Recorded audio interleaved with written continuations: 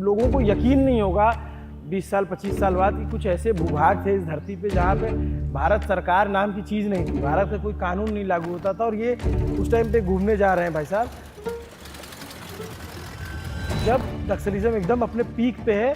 और अगर ये कह दूं मैं कि जब जिसको जहाँ चाहे वो मार देते थे या मार सकते थे तो कोई अतिशयोक्ति नहीं होगी। बिल्कुल, गुरिल्ला वार वाले एरिया में किसी एक रोड पे आप 100 बार ट्रेवल करेंगे तो 99 बार कुछ नहीं होगा, ऐसा भी होता है। लेकिन एक दिन अचानक देखेंगे कि 50 लोगों की लाश बिछी है।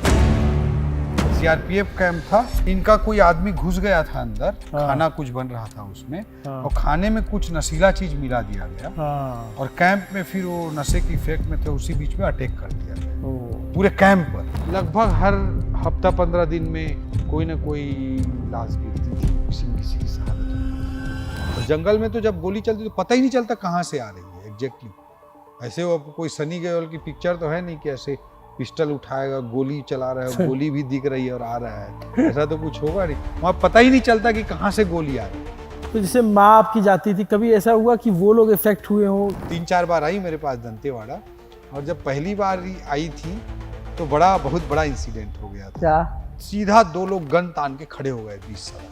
और आपकी मदर उस गाड़ी में थी? माँ मेरी गाड़ी पर थी, मेरा छोटा भाई उस गाड़ी पर था, और बीचों बीच सड़क पे 2 लोग गन तान के खड़े हो गए। तो जैसे एसपी की गाड़ी पे पता नहीं चलता कि एसपी की गाड़ी है भाई? कोई भी सरकारी अधिकारी किसी भी प्रकार के सरकारी प्रतीक के साथ, सिंबल के साथ, कि बत्ती हो, कि नेम प्लेट हो, कि कुछ ऐसा लिखा हुआ, शासन लिखा हुआ, ऐसा कोई गाड़ी लेकर मूवमेंट करता ही नहीं था।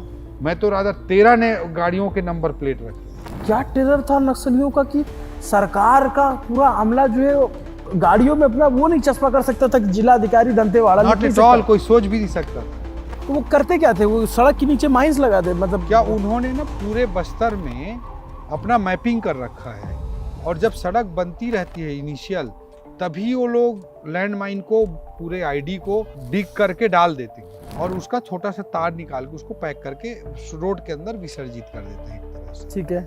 और फिर कभी उनको कोई घटना करना हो, किसी बड़े आदमी के मूवमेंट का पता चल रहा हो, गोली तो क्या है, कब लगेगी कब नहीं लगेगी उसमें चांस है, लेकिन लैंडमाइन अगर एक बार ब्लास्ट हो गया और आप जेड प्लस सिक्योरिटी में भी हैं तो भी कोई चांस नहीं है बचने का, चाहे कितने भी जवान। 2-4 आदमी ही आ करके, कोई पहाड़ है उसके नीचे सड़क है, अब किसी के मूवमेंट का पता चला या कुछ घटना करनी है, और उनको बस पता है, तो गाड़ी जब पहुंची तो सीधा गाड़ी, एक पेड़, एक पोल, ऐसे वो जब मैच होगा तो ऐसे करके बैठा हुआ है वो, और जैसे मैच होगा तार को जोड़ दिया तो पूरी ब्लास्ट हो गई। आप जेड प्लस सिक्योरिटी में भी हो, 2 लोग आकर, जन मिलिशिया के भी मेंबर, मतलब निचले कैडर भी आकर के, 2 लोग ही आकर इस घटना को अंजाम दे सकते हैं, और चुपचाप पहाड़ के नीचे उतर के चले जाएंगे, उनको एक गोली भी नहीं मारने का। मेरे को पर्चा फेंका गया था एजुकेशन सिटी में। पर्चा फेंका गया आपको मारने का? हाँ जी। क्या क्या क्या वजह थी?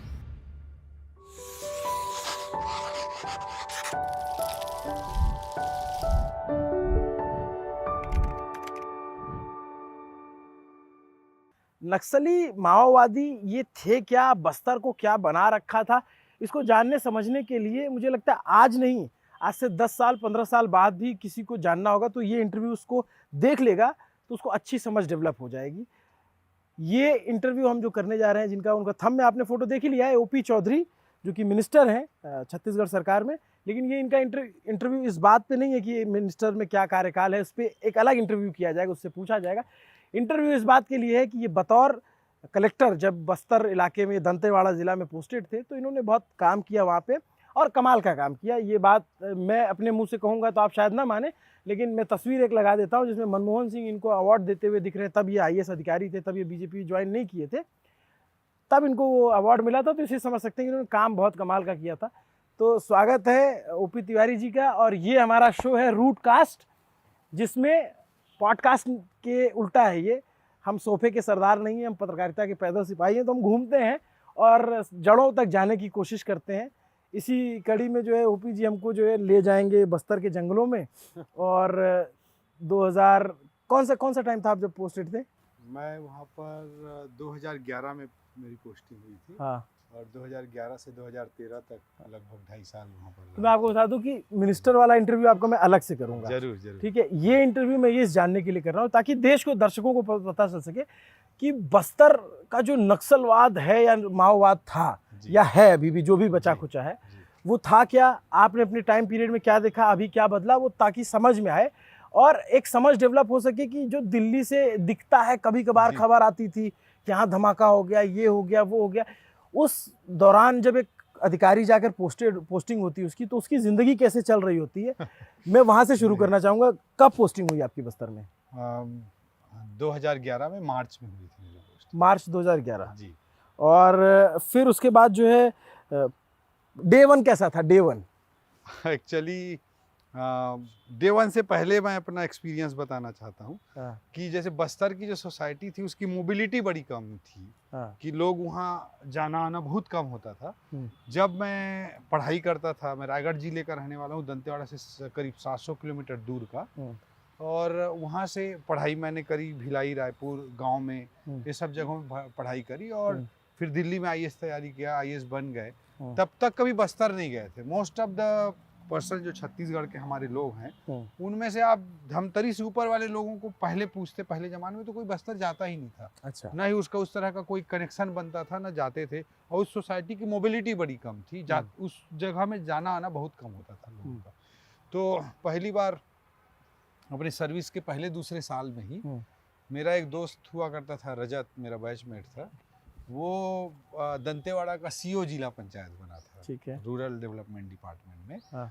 तो एक बार उसने बड़ा मतलब मुझे बताया कि भाई बहुत प्यारी जगह है, चलना है। मैं सुनता था, पढ़ते थे, हम अपनी किताबों में पढ़ते, सब कुछ था, तो नहीं मुझे जाना ही है करके मैं बोल रहा था उसको।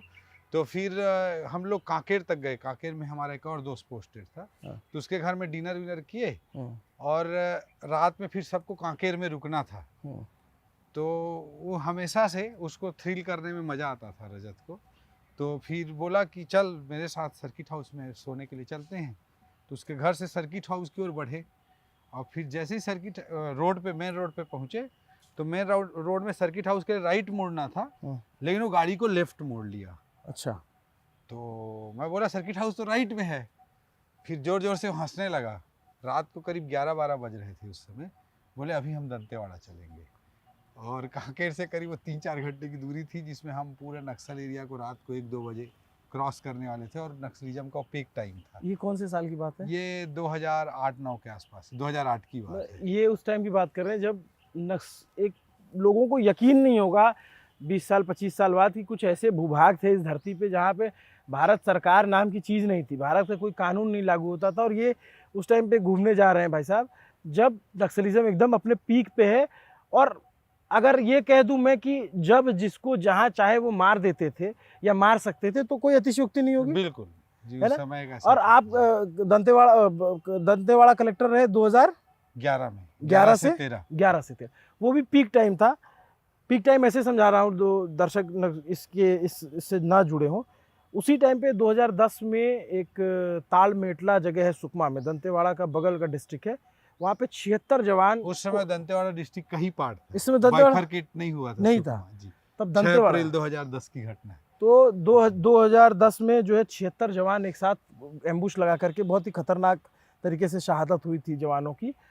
2013 में जब ये थे तो उसके आसपास की ही बात होगी, जब झीरम घाटी में पूरी कांग्रेस की पूरी जो टॉप लीडरशिप थी, आप समझिए कि किसी राज्य के एक बड़े जितने नेता होते हैं, नंद किशोर पटेल थे, नंद कुमार पटेल और महेंद्र कर्मा, विद्याचरण शुक्ला का जी भी बाद उसी इंसिडेंट से मरे। तो सब लोग थे, और पूरी, और तो बहुत खतरनाक दौर था वो। तो खैर आप कहानी शुरू करो, तो मतलब जो कहानी क्या हकीकत बताओ तो आप। फिर राइट में मुड़ना था, तो लेफ्ट मुड़ गया। रात को 11-12 बज रहे थे, हाँ। और बोला अभी हम जाएंगे दंतेवाड़ा। हाँ। वो मेरा जीवन का पहला दंतेवाड़ा की एंट्री थी, हाँ। और रात को 1-2-3 बजे हमको वहाँ पहुँचना था, हाँ। कांकेर से निकल कर। तो पूरे बस्तर के नक्सली एरिया को पार करते हुए गए, और इतने सारी घटनाएं सुनते थे, इतने सारे इंसिडेंट सुनते थे, इतना एक खौफ डर होता था। बट जाते जाते गए, पूरे रास्ते में खिड़की पे मैं ऐसे टंगा हुआ था कि कब मुझे नक्सली दिखेंगे और कब हमको पकड़ेंगे। बट उसको थ्रिल करने में सब मज़ा आता था। और वहाँ पे जो अभ्यस्त हो जाता है, उसको अनप्रेडिक्टेबल मूवमेंट पे ही सुरक्षा फील होती है। हाँ। कि जब आप एक्सपेक्ट ना करें कोई आईएएस अधिकारी रात को 2 बजे कैसे मिलेगा, हाँ। उस समय ही सुरक्षित फील करता है आदमी। गुरिल्ला वार जहाँ चलता रहता है, तो इसलिए वो लेकर गया। बट वो मेरे लिए सबसे थ्रिलर मोमेंट था जब पहली बार गया। बट बतौर फिर कलेक्टर जब पोस्टिंग हुई तो मैं जब पहली बट दंतेवाड़ा जैसे हम लोग नाम सुनते थे ना, जी जब जैसे जर्नलिज्म में भी आ गए थे या फिर उससे पहले भी जब जब जब दंतेवाड़ा सुना तो जी तभी सुना जब कोई ब्लास्ट हो गया, कोई शहादत हो गई, कोई नक्सली मुठभेड़ हो गई। मैं एक बात और दर्शकों को जानकारी बता दूं, जब बस्तर की बात होती तो बस्तर एक ज़िला है वो छत्तीसगढ़ का, जो नीचे का इलाका मैप देखेंगे तो बस्तर सिर्फ एक जिला है, उसका नाम है, लेकिन बस्तर एक संभाग भी है जिस संभाग में 7 जिले पड़ते हैं। एक ज़माने में बस्तर वो अकेला ज़िला हुआ अकेला था, जिला था 98। फिर उससे क्योंकि इतना बड़ा एरिया है फिर उसको छोटे छोटे उसमें से जिले बने, तो दंतेवाड़ा बना, सुकमा बना, नारायणपुर है, कोंडागांव है जी और सुकमा, बीजापुर, नारायणपुर, तो ये सारे जिले इन सबको मिल करके जो है 7 डिस्ट्रिक्ट हो गए। ये सारे मिल करके बनते हैं बस्तर। फिर आप गए दंतेवाड़ा कलेक्टर बन के, जी पीक माओइस्ट टाइम, जब वो सबसे पावरफुल दौर था उनका।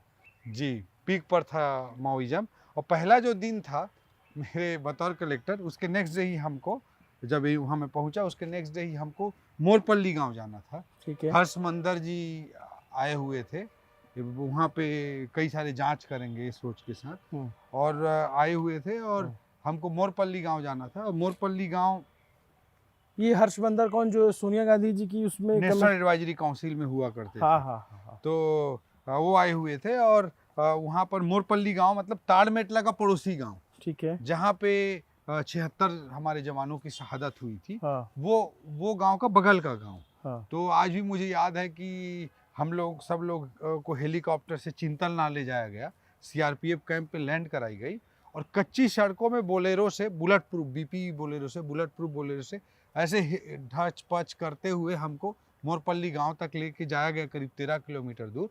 और इस यात्रा के लिए हमको वहाँ मोरपल्ली गांव ले जाने के लिए 1200 जवानों की ड्यूटी लगाई गई थी। 1200 जवानों की 13 किलोमीटर के एरिया में 1200 जवान, 1200 जवानों की ड्यूटी लगाई गई थी। इतना भयंकर माओइज्म से, नक्सलिज्म से प्रभावित वो क्षेत्र था। और उसी बगल गांव में मैं बताया कि ताड़मेटला है, जहाँ पे 76 जवानों की शहादत हुई थी। एक तरह से उनका राजधानी क्षेत्र था उस समय माओइज्म का। तो बहुत ही डर वाला, भय वाला माहौल होता था, बट काम भी वैसे ही करना रहता, जिंदगी वैसे ही जीनी रहती थी। फिर जैसे ये तो आप गए होंगे, कर लिया जी। फिर उसके बाद धीरे धीरे बस्तर ने सिखाया क्या आपको कि यहाँ जंगल का नियम क्या है? एक्चुअली पहली बार आदमी जब जाता है, जब जाते थे उस समय दंतेवाड़ा में, बीजापुर में, सुकमा में, तो पहली बार तो ऐसे लगता था कि भाई मतलब बहुत डर वाला एरिया है करके। और घर वाले भी चिंतित रहते थे, माँ चिंतित रहती थी, बहुत सारे सीनियर बोलते थे कुछ मतलब बहुत डेंजरस एरिया है, ये है वो है। बट ये गुरिल्ला वार वाले एरिया में जब हम जाते हैं तो पहले पहले तो लगता है कि भाई कुछ नहीं है, हाँ। ऐसे ही हल्ला करते हैं फालतू का लोग। क्योंकि गुरिल्ला वार वाले एरिया में किसी एक रोड पे आप 100 बार ट्रेवल करेंगे तो 99 बार कुछ नहीं होगा, ऐसा भी होता है। लेकिन एक दिन अचानक देखेंगे कि 50 लोगों की लाश बिछी हुई, आईडी फट गई, एम्बुश हो गया, 50 लोगों की शहादत हो गई, इस तरह का सिचुएशन देखेंगे। तो शुरू में जब गए तो शुरू में तो एकदम डर सा था। फिर कुछ दिन मतलब बाद फील के 1-2 महीने बाद फील हुए कि अरे ऐसी फालतू बात करते हैं लोग, ऐसा कुछ है नहीं। फिर थोड़ा ओवर कॉन्फिडेंस से हो गए। लेकिन फिर घटनाएं जब देखने लगे कि 40 लोगों की शहादत हो गई, फिर 26 लोगों की शहादत हो गई, कहीं पे टीआई की शहादत हो गई, कहीं पे किसी को अटैक कर दिया गया, बंद है तो कहीं पर सड़क को काट दिया गया, जिस रोड पे रोज आप ट्रेवल करते हो उस सड़क को काट दिया गया। मेरे टाइम पे अभी भी मेरे को याद है, जो दंतेवाड़ा जिला मुख्यालय का जो पुलिस लाइन था, जिसमें लगभग सीआरपीएफ और स्टेट पुलिस के 2000 जवान रहते थे, उसके संतरी को गोली मारकर चले गए थे जिला मुख्यालय में। इस तरह का समय था।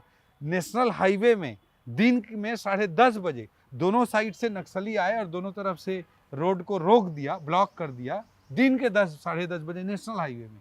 और ब्लास्ट हुआ, एसएसबी के 13 जवानों की शहादत हुई थी। इस तरह की घटनाओं को जब हम देखे तो एकदम से डर चढ़ गया, और वो भ्रम टूट गया कि नहीं भाई ऐसा नहीं है कि यहाँ कुछ नहीं है टाइप का, हाँ। एकदम डर चढ़ गया। फिर धीरे धीरे उस डर के परिवेश में आप देखने लगते हो कि वो गुरिल्ला कैसे टेक्टिक्स से चलता है, और फिर अकॉर्डिंगली आप अपने मूवमेंट का, अपने आने जाने का, अपने काम करने का टेक्टिक्स निकालते हो, रणनीति निकालते हो। तो बोला जाता है ना कि to fight guerrilla be a guerrilla. हाँ। तो फिर धीरे धीरे आप अपने मूवमेंट का अपने अपने आप के मूवमेंट को अनप्रिडिक्टेबल बनाने की स्ट्रेटजीज आप धीरे धीरे चॉकआउट करते हो हाँ। और अकॉर्डिंगली फिर आप एक बैलेंस सिचुएशन में पहुंचते हो। जैसे एक सिंपल सा उदाहरण दे रहा हूँ, हम पूरे देश में ट्रैफिक रूल है कि भाई लेफ्ट साइड में हमको गाड़ी चलानी है, हाँ। बट जैसे हम लोग वहाँ देखते थे कि जो भी थोड़ी चौड़ी रोड है हाँ। और लैंडमाइन ब्लास्ट होती थी, हाँ। बहुत सारे ब्लास्ट हुए उस समय, तो लैंडमाइन ब्लास्ट होती थी तो लेफ्ट साइड का जो आधा रोड है वो पूरा उड़ जाता था। हाँ। तो हमने सोचा कि भाई स्ट्रेटजी अडॉप्ट करी कि हम तो राइट साइड पे चलेंगे क्योंकि ट्रैफिक होती भी नहीं, हाँ। तो राइट साइड पे चलेंगे तो अगर लैंडमाइन ब्लास्ट होगा भी तो आपके सरवाइव करने के बचने के चांसेस बेटर रहेंगे। हाँ। तो इस तरह की स्ट्रेटजी अडॉप्ट करते थे। जैसे मान लीजिए मैं यहाँ रायपुर में रह रहा हूँ या दंतेवाड़ा में रह रहा हूँ, मुझे जाना है मान लीजिए पालनार क्षेत्र में जाना है, तो मैं पूरे कारकेट को अपने मूवमेंट से पहले बारसूर तरफ भेज देता था। कलेक्टर का जो कारकेट होता था, दर्शकों की जैसे मान लीजिए जो दिल्ली में बैठा आदमी वो नहीं समझ पाएगा, उसको और थोड़ा आसान करिए कि मतलब जाना बाएं है तो आपको अपना जो काफिला है सुरक्षा को दाएं भेज देते थे। जो मतलब जैसे कलेक्टर का जो कारकेड होता है, हाँ। उसमें बहुत सारे जवानों रहते थे, बहुत सारी गाड़ियां रहती थी, तो उस पूरे ऑफिशियल कारकेड को बारसूर भेज देते थे। और फिर किसी मेरे अपने विश्वस्त लोग थे, इंटरनल लोग थे, कोई टीचर था, कोई कंपाउंडर था, कोई आश्रम शाला स्कूल का सुपरिटेंडेंट था, हॉस्टल वार्डन था, इस तरह की मेरी बहुत बड़ी टीम थी 50-100 लोगों की। उनमें से किसी को बुलाता था और छोटा मोटा कार लेते थे, इंडिका विंडिका कार, उसमें बैठ के हम चुपचाप फिर पालनार निकल जाते थे और पूरा अपना काम करके देख करके वापस आ जाते थे। है? तो इस तरह की अलग अलग मतलब पूरा सुरक्षा छोड़ देते थे? पूरी सुरक्षा छोड़ देते। जब मैं जिला मुख्यालय में या आसान जगह में रहता था तो करीब 18 AK-47 लेके मेरे साथ सुरक्षा में रहते थे उस समय।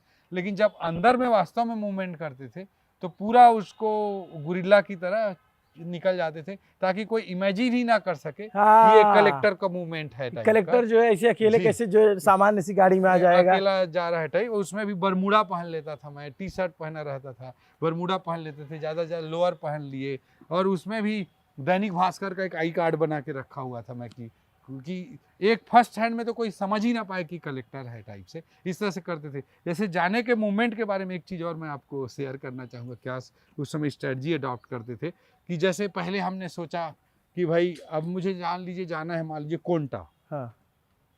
तो मैंने अपने ऑफिस में 1-2 लोगों को बताया, चलो मुझे सबको नहीं बताना है क्योंकि वहाँ पे अगर आपका मूवमेंट डिक्लेयर्ड है तो बहुत ही अनसेफ हो जाता है, क्योंकि आप चाहे Z+ सिक्योरिटी में भी चल रहे हैं, लेकिन अगर एंटी लैंड माइन से बिछा कर उड़ाने के लिए 2-3 जन मिलिशिया के मेंबर ही काफी होते हैं। तो 2 लोग आके आपका एंटी लैंड मतलब लैंड माइन ब्लास्ट कर दिए तो आप चाहे Z+ सिक्योरिटी हो, चाहे आपके साथ 100-200 लोग सिक्योरिटी में, तो भी आप तो मर गए, खत्म हो गया। सी बात है। तो वहाँ पे एक आदमी आएगा वो बम भड़ा के निकल जाएगा, जी वो जोड़ेगा लैंड माइन को तार से, खत्म कहानी। तो इसलिए हम लोग जो करते थे कि भाई बताना नहीं है किसी को। तो पहले मैं ऑफिस में बोलता था किसी को कोंटा जा रहे हैं तो नहीं बताना है, बट अपने 2-4 लोगों को बोलते थे, 2-4 अधिकारियों को। बट वो बोला जाता है ना कि हर आदमी का खास आदमी होता है। तो वो अगले दिन सुबह होते तक फोन आने लगते थे, कब आएंगे सर, कैसे आएंगे, सबको पूरे बाजार को पता चल जाता था कलेक्टर आने वाला है। तो फिर धीरे धीरे हमने प्लान किया कि भाई किसी को नहीं बताएंगे। फिर गाड़ी में केवल बैठते थे और जैसे मान लीजिए मुझे पहुंचना है दिल्ली, फॉर एग्जाम्पल मैं बोल रहा हूँ, तो रायपुर से मैं पहले बोल दिया कि भाई ठीक है चलो नागपुर ले चलो। फिर नागपुर पहुंचे तो नागपुर के बाद बोले चलो भोपाल ले चलो। भोपाल पहुंचे फिर बोले चलो ग्वालियर ले चलो। फिर ग्वालियर पहुंचे ले चलो आगरा ले चलो। फिर आगरा पहुंच गए तो चलो दिल्ली चलो। मतलब कोई वहाँ पे किसी के मूवमेंट पे कोई डिटेल नहीं पूछता, आप जितना बताओगे उतना ही बात करता है ड्राइवर या कोई भी आपका सिक्योरिटी फोर्स। तो वैसे ही करते थे। तो पहले एक पॉइंट तक पॉइंट देते थे, फिर दूसरे पॉइंट तक। कई बार तो ऐसे होता था गाड़ी में बैठे और केवल रेड लाइट राइट लेफ्ट बोलते थे, लेफ्ट ले लो, राइट ले लो, लेफ्ट ले लो, राइट ले लो। मतलब भरोसा किसी भी नहीं होता था वहाँ पे। मतलब बहुत ही ज्यादा मतलब एक अलग ही साइकोलॉजी होती थी। और गुरिल्ला एरिया में मेन जो उनका स्ट्रेंथ होता है वो इंफॉर्मेशन ही होता है। और इंटेलिजेंस उनका बहुत स्ट्रांग हुआ करता था उस समय। अच्छा। उस समय उनका इंटेलिजेंस बहुत ही स्ट्रांग हुआ करता था। अब एक एग्जांपल के तौर पे मैं बताना चाहूँगा अभिनव जी आपको कि मेरे जो कलेक्टर बंगला था वहाँ पे एक टेलीफोन ऑपरेटर था। ठीक है। एक लोकल लड़का था, ट्राइबल लड़का था, अबूझमाड़ के पास के छीननार के पास का लड़का था। और वो एक दिन आके मेरे को बोला कि सर मेरे माता पिताजी को नक्सलाइट मीटिंग में बुलाते हैं, पूरे हाँ। गांव वालों को बुलाते हैं कई बार, हाँ। तो मेरे बारे में पूछते हैं कि वो कहाँ है, क्या करता है, क्या जॉब करता है, कहाँ है, कि क्यों गांव में नहीं रहता, बाहर क्यों गया है। तो हाँ। मैं क्या बोलूँ। हाँ। तो मैंने उसको सलाह दिया भाई कि भाई मतलब तुम बोला करो कि हाँ। ट्राइबल डिपार्टमेंट के हॉस्टल में चपरासी हूँ, हाँ। ऐसा समझा दो माँ पिताजी को। ठीक है। तो फिर वैसे ही चलता रहा। एक दिन अचानक वो आया मेरे से, फिर मिला हाँ। 1 to 1 मेरे पास आके, और फिर बोला कि सर मेरे माता पिताजी को बहुत प्रेशर डाल रहे थे, हाँ। मेरे माता पिताजी को बहुत प्रेशर डाल रहे थे कि अपने बेटे को बुलाओ करके। हाँ। तो मैं कल गया था, अब मुझे भी नक्सलाइट मतलब मीटिंग में बुलाए थे, और फिर मुझे पूछे कि तुम कहाँ रहते हो, क्या करते हो। तो मैंने जैसे आप बताए थे कि ट्राइबल हॉस्टल में चपरासी हूँ, वैसे ही बोला। तो मेरे तो पैरों के नीचे की जमीन खिसक गई। कलेक्टर का home guard, telephone operator. Telephone operator, आपके बंगले का कलेक्टर का टेलीफोन ऑपरेटर उनके मीटिंग में जा रहा है। हाँ। बेचारे के माता पिताजी वहीं गांव में रह रहे हैं, हाँ। उसको पकड़ के कुछ भी प्रेशराइज कर सकते हैं। ठीक बात है। तो इसलिए मैंने सेम डे डिसाइड किया कि भाई इसको तो अब बाहर करना पड़ेगा। हाँ। मैंने अपनी स्टाफ से उसको बाहर किया, हाँ। बट मैंने सुनिश्चित किया कि उसकी अच्छी जगह पोस्टिंग हो जाए, और उसके लिए लुक्रेटिव पोस्टिंग इंश्योर करी। हाँ। और लेकिन उसको वहाँ से निकालना पड़ा। तो इस तरह से आपको मतलब हमेशा लगता था कि बंगले में भी अगर इंफॉर्मेशन है हाँ। तो सबको पता चल जाएगा, ऐसा ही लगता था। तो जैसे रायपुर से मैं दंतेवाड़ा जाता था तो कोई सिक्योरिटी नहीं रखता था, कुछ नहीं रखता था, एक ड्राइवर होता था, मैं होता था, एक आध कोई और लड़का है तो मैक्सिमम एक सिंगल गाड़ी में चुपचाप हम निकल जाते थे। Most of the time unpredictable time में मूवमेंट करते थे कि रायपुर से निकल रहे हैं तो रात को 10 बजे निकल गए और वहाँ पहुँच गए रात 3 बजे तक दंतेवाड़ा। तो 1 बजे 2 बजे रात को क्रॉस करते थे सबसे सेंसिटिव। जैसे आपको ये सब जब करते थे तो आप प्रोटोकॉल का ध्यान नहीं रखते थे? निश्चित रूप से वहाँ तो गुरिल्ला एरिया में प्रोटोकॉल जो पुलिस के डिफाइंड प्रोटोकॉल उस समय होते थे उसको बहुत सारा वायलेट बट करना गुरिल्ला पड़ता गुरिल्ला था। फाइट क्या होती है? मतलब जो मान लीजिए कोई 18 साल 20 साल का लड़का देख रहा हो तो जानना चाहे तो कैसे होते हैं गुरिल्ला फाइटर, क्या होते हैं? गुरिल्ला में टैक्टिक्स ज़्यादा इम्पॉर्टेंट होती है, टोपोग्राफी का बेहतर इस्तेमाल होता है, इंफॉर्मेशन को निकाल करके उस पर पिन पॉइंटेड अप्रोच करके काम किया जाता है, और वो मतलब बहुत ही सातिराना तरीके से निकलते हैं, और वो जीरो लॉस प्रिंसिपल पे काम करते हैं। टेररिस्ट जैसे सुसाइड बम्बर बन के जाता है, ये जीरो लॉस प्रिंसिपल पे काम करते हैं। तो ये जंगली क्षेत्रों में ज़्यादा जनरली टोपोग्राफी जहाँ की डिफरेंट टाइप की रही है वहाँ पर ज़्यादा मतलब एक गुरिल्ला वार वाली स्थितियाँ इतिहास में रही हैं। तो इसीलिए हम लोग कोशिश करते थे कि कोई इन्फॉर्मेशन लीक ना हो। मतलब नक्सली और आतंकी में ये फर्क होता है कि नक्सली जो फिदाइन नहीं होता। उनकी स्ट्रेटजी में बेसिक डिफरेंस है, स्ट्रेटजी के हिसाब से। स्ट्रेटजी में टेररिस्ट की जनरल स्ट्रेटजी होती है कि वो अपने आप को ख़त्म करके अपने आप को मतलब सुसाइड बम्बर या कुछ बन के किसी प्रोमिनेंट जगह में इंसिडेंट करने की कोशिश करता है। बट आप नक्सल स्ट्रेटजी को देखेंगे, जो गुरिल्ला स्ट्रेटजी को आप देखेंगे, तो लोग जीरो लॉस प्रिंसिपल पे काम करते हैं। वो लोग तो ये मान के चलते हैं जैसे ये तो अपना एक नेगेटिव मैसेजिंग करना चाहते हैं टेररिस्ट। इनका जो मेन पर्पज है जैसे अपना वो अपना टारगेट बनाते थे कि लॉन्ग टर्म में हमको एरिया को कब्जा करना है, और अपने काडर के बीच में अपने लोगों के बीच में वो सोचते थे कि ये मैसेज ना जाए कि हम मर जा रहे हैं, ताकि लोग हमसे आसानी से जुड़ें और ये चीज़ तो अपनी कैजुअलिटी बचाते थे। अपनी कैजुअलिटी बिल्कुल नहीं होने देना चाहते। जीरो लॉस उनका टारगेट रहता है हमेशा। तो फिर उसको आपने ऑपरेटर को जो है बाहर कर दिया जी। फिर उसके बाद जैसे घर में रहते थे, जी 18 जवान रहते थे आपके साथ जो है AK-47 वाले, तो सुरक्षित महसूस होता था? हाँ, देखिए गुरिल्ला टेक्टिक्स अपना करके अपने मूवमेंट को अनप्रिडिक्टेबल बना करके आप बाहर तो थोड़ा बच जाएंगे, हाँ। लेकिन शाम को तो आएंगे घर पे ही। हाँ। वो तो कोई चॉइस है नहीं। हाँ। तो इसीलिए घर पे बंगले पे जो बेस कैंप है आपका वहाँ तो आपको आना ही पड़ेगा। ठीक है। तो इसलिए वहाँ पे अनप्रिडिक्टेबल तो हो नहीं सकते। रात में आप बंगले के अंदर हैं तो प्रिडिक्टेबल फैक्ट है। हाँ। हाँ। तो इसीलिए फिर मैंने सोचा भाई कि मारने का मेरे को पर्चा फेंका गया था एजुकेशन सिटी में। पर्चा फेंका गया आपको मारने का? हाँ जी। क्या क्या क्या वजह थी? सिविल एडमिनिस्ट्रेशन में आईएएस में जनरली ऐसा नहीं होता था किसी आईएएस के हाँ मतलब ये बट मेरे लिए हुआ था। कुछ एजुकेशन सिटी बना रहा था मैं वहाँ हाँ। जावंगा पनेरा में, तो उसको लेकर के पहले बहुत सारा माहौल बना। क्या थी ये एजुकेशन सिटी? स्कूल कॉलेज क्या था? हाँ एक्चुअली मैंने बेसिकली सोचा ये कि भाई जो नक्सलिज्म है, दंतेवाड़ा का नक्सलिज्म है, उसके पीछे रूट कॉज क्या है, ये समझने की मैंने उस समय कोशिश की। मैंने सोचा भाई कि यहाँ तो लैंड इफरात पड़ा हुआ है, बस्तर जिला में केरल से ज़्यादा अपने आप में बड़ा एरिया है, हाँ। पॉपुलेशन डेंसिटी बहुत कम है, सबके पास ज़मीन ही ज़मीन है, किसी के पास तन ढकने के लिए कपड़ा भी नहीं है, उसके पास ही 50-100 एकड़ ज़मीन है। ऐसी स्थिति वहाँ पर रहती थी।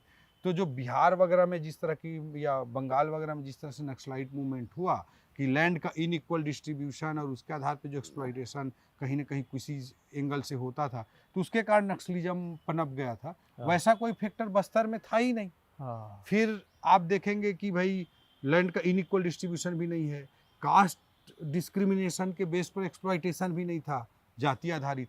तो ऐसा भी वहाँ पर ट्राइबल सोसाइटी बहुत ही समरस समाज है, सब लोग एक दूसरे के साथ मस्त रहते हैं, प्यार से रहते हैं, तो वैसा भी कोई फैक्टर नहीं था। जैसे जम्मू कश्मीर में या नॉर्थ ईस्ट में देश से अलग होने की भावना को भड़काया गया था, वैसा भी कोई फीलिंग बस्तर में नहीं था।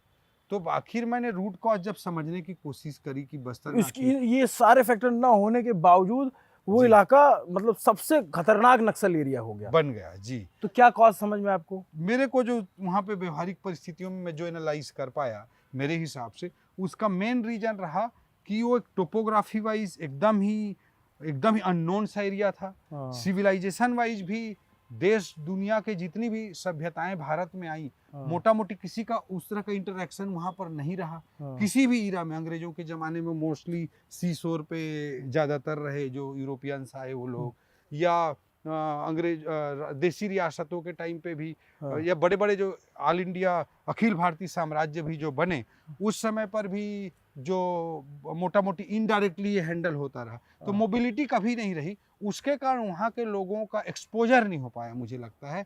और जो एक्सपोजर उनका सरकार बनी, कॉन्स्टिट्यूशन बना, जो सब चीज़ें हुई, तो उस समय वेलफेयर स्टेट का सरकार जो लोगों के कल्याण के लिए काम करती वो अच्छे तरीके से नीचे तक स्प्रेड नहीं हो पाया।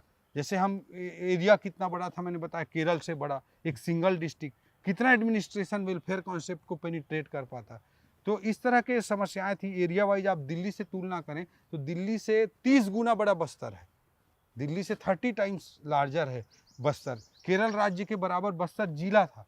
तो इस तरह की वहाँ जो परिस्थितियाँ थी उसके कारण वेलफेयर स्टेट का कॉन्सेप्ट नीचे पहुँच ही नहीं पाया।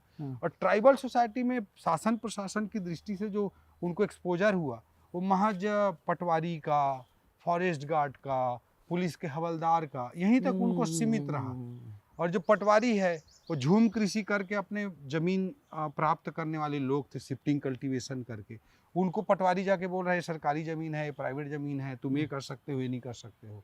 वो जो पूरा उनका जीवन, पूरे त्यौहार, उनके संगीत, उनके नृत्य पूरे जंगल पर आधारित थे। वहाँ पर जाकर फॉरेस्ट गार्ड उसको फॉरेस्ट प्रोटेक्शन एक्ट 1980 का पाठ पढ़ा के डंडा चला रहा है। या पटवारी को तो वहाँ पे लोग खाट में बो के डोली की तरह लेके आते थे। इस तरह की स्थिति थी। वो सामाजिक न्याय के अपने खुद बैठ करके समाज में कोई भी अपराध भी हुआ है तो उसकी सज़ा खुद तय कर लेने वाला समाज था।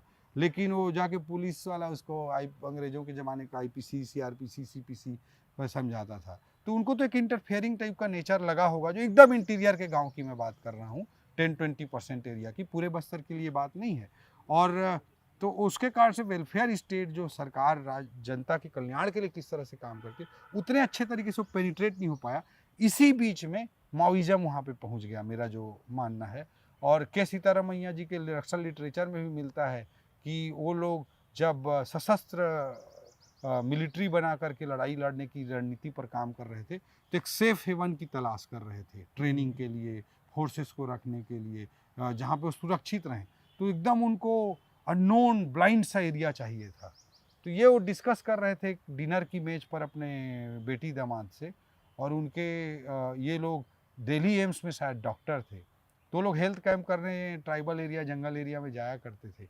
तो उन्होंने कहा कि दंडकारण्य का क्षेत्र, बस्तर का क्षेत्र इस हिसाब से अप्रोप्रिएट। दंडकारण्य मतलब वो जंगल बीजापुर और आसपास का जो जंगल। बिल्कुल बिल्कुल, ये जो पूरे अरे ये वही सीतारामैया जो आंध्र प्रदेश वाले नक्सल लीडर थे जी, के सीतारामैया जी। तो उसके बाद के सीतारामैया ने शायद इस तरह की स्ट्रेटजी अपनाई होगी कि के सीतारामैया ने शायद इस तरह की स्ट्रेटजी अपनाई होगी कि इसको सेफ हेवन के रूप में पैदा किया जाए। और वहाँ पर एक्सपोजर ज़्यादा नहीं था, लोगों को आउटर वर्ल्ड से ज़्यादा इंटरेक्शन नहीं था, इंटरेक्शन का कॉन्फिडेंस नहीं था, इसलिए अपने ब्रेन वॉश करके अपने आइडियोलॉजी को पहुंचाने में सफल हुए। मतलब आदिवासी जो इतनी भोले भाले इम्पोर्टेड लोग टाइप थे, का नक्सलिज्म मैं बोलूंगा, मेरे को बहुत सारे लोग मिले कि भाई जो वारंगल यूनिवर्सिटी और वो सब जो नहीं, develop जैसे हुए। मैंने कई सारे लोग मुझे मिले इस तरीके के कि बोले कि वो आदिवासी जब सरेंडर भी किया इधर बीच, जो जी। या बड़े स्पेशल जोनल कमांडर की टीम में रहे या इन सब जगहों पे रहे, जी उससे हमने पूछा जी कि भाई क्यों करता था, तो उसको विचारधारा और का कुछ नहीं पता होता था। जी थोड़ा बहुत उसको जो बताया गया हो, समझाया गया हो, वो सब, बाकी उसकी बहुत अलग अलग वजहें रही। जब एक बार एंट्री कर गए तो फिर डर बहुत बड़ा फैक्टर होता है। किसी के हाँ। हाथ में गन है और वहां पर सरकार का उस तरह से नीचे तक पेनिट्रेशन नहीं हो पाया है, तो आदमी सुरक्षित भी फील नहीं करता। फिर जिसके हाथ में गन है उसकी बात को मानने के लिए मजबूरी भी होती है। और मतलब जब ये कह रहे हैं तो अभी इसे हम अभी जब ये इंटरव्यू कर रहा हूँ तो मैं रायगढ़ का बंगला है, रायपुर का, फिलहाल ये मंत्री हैं, हम बात उस समय कर रहे हैं जब ये कलेक्टर थे, लेकिन यहाँ से बस्तर की बातों को जब हम डॉक्यूमेंट्री बनाने जा रहे हैं बस्तर के नक्सल पे, तब आपको थोड़ा आइडिया लगेगा, लेकिन फिर भी मैं दावा नहीं करूंगा पूरा आइडिया लगेगा। आप वो ये उस इलाके की बात कर रहे हैं जहाँ पे इतना घना जंगल है कि सूरज की रोशनी दिन में नहीं आती है, मतलब फिल्मों में आप जो देखे हैं ना उस तरीके का वो इलाका है जी। मतलब सरकार नाम की चिड़िया क्या होती है, सालों तक लोगों जो जंगल में गांव थे या एक एक घर थे, दो दो घर थे, वहां तक पहुंचा ही नहीं। सड़क बना, अभी सड़क की कहानी आनी बाकी है कि सड़क बनाने के लिए कैसे हजारों जवानों ने देश में शहादत दी है, सिर्फ इस इलाके में सड़क बना दी जाएगी। नक्सलियों को, नक्सली नहीं चाहते थे कि सड़क बने, है ना, सबसे बड़ा तो लड़ाई उनकी थी, सड़क नहीं बनने चाहते। तो फिर जो है आप तो, मैं अब घर वाली कहानी पूरी नहीं हो पाई। घर में जो है आप रहते थे, आपको लग रहा था कि ये तो प्रेडिक्टेड है, हाँ, कि यहाँ तो पे अगर अटैक करना चाहेगा तो कर लेगा। और ये उस समय ये था कि वो कलेक्टर के बंगले पे अटैक करना चाहे तो कर सकते थे। उस समय उनकी इतनी ताकत थी, मतलब बटालियन बन गई थी उनकी, बहुत पूरी बटालियन बन गई थी। उसी समय की बात है जब 76 सीआरपीएफ जवानों की शहादत हुई थी। तो एक इंसिडेंट में अगर 76 जवानों की शहादत हो सकती है, इतने बड़े घटना को वो अंजाम दे सकते हैं, तो उनके ताकत पर तो कोई संशय था नहीं। मतलब तो मैं थोड़ा सा बता दूं, यहाँ पे जो 76 जवान की बात आती है, शायद अब बहुत लोग भूल गए होंगे, याद ना हो। 76 जवानों को एम्बुश लगा करके प्रॉपरली 3 दिन उनका इंतजार करके उन्हें आने दिया गया। उनका क्या, आप क्या बता रहे थे, मुझे बात बताई थी कि वॉकी टॉकी गिर गया था, एक वॉकी टॉकी गिर गया था जो नक्सलियों के हाथ लग गया था, ऐसा पुलिस के लोग बताते थे। तो वो उनकी बात सुन रहे थे और उनको पता था कि इस इलाके में आने वाले हैं। तो आप समझो कि एक जंगल है और जंगल के बीच एक ऐसा मैदान है, और उस मैदान में उनको एम्बुश करके एक चारे के तौर पर एक व्यक्ति को भेजा बाहर, जवान उसका पीछा करते हुए आए, और फिर वो आप समझो कि एक पूरे जंगल में, एक मैदान में 75 जवान अकेले हैं। 1.5 किलोमीटर के लगभग एरिया में युद्ध सा हुआ था, हाँ, उसमें। और पूरा मतलब कितने नक्सली रहे होंगे उसमें? कई सौ लोग घेरे रहे होंगे, और उसमें कोई नहीं बचा ना।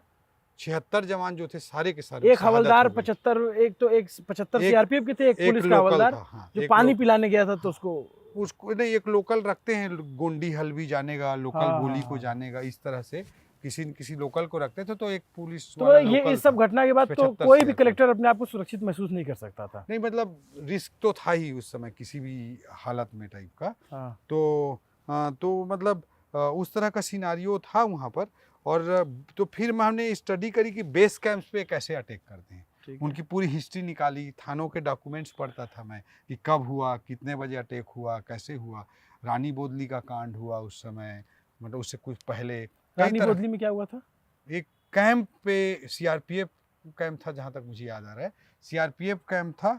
अच्छा, जिसमें 55 जवानों की शहादत हुई थी एक बार। जो कैंप पे ही इनका कोई आदमी घुस गया था अंदर, हाँ, खाना कुछ बन रहा था उसमें, हाँ, और खाने में कुछ नशीला चीज मिला दिया गया, हाँ, और कैंप में फिर वो नशे की इफेक्ट में थे, उसी बीच में अटैक कर दिया गया पूरे कैंप पर।